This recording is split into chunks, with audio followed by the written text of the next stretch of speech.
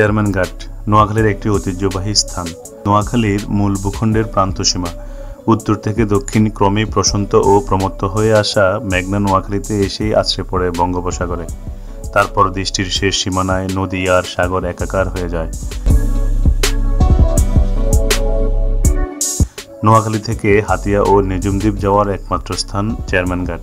Chairman ঘাটে মানুষের ব্যস্ততা শেষ নেই, কারণ হাতিয়া, নিজুম দ্বীপ এবং অন্যান্য দ্বীপ ও চরে যাওয়ার জন্য জাহাজ, ট্রলার আর সি ট্রাকগুলো সকাল থেকে বিকাল পর্যন্ত যাতায়াত করে থাকে এই চেয়ারম্যান ঘাটে।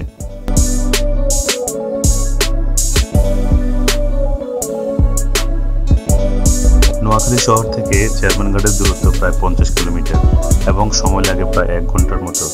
নোয়াখালী শহর থেকে সোনাপুর জিরো পয়েন্ট হয়ে বিজ্ঞান ও প্রযুক্তি বিশ্ববিদ্যালয় রোড হয়েও আপনি চেয়ারম্যান ঘাট যেতে পারবেন।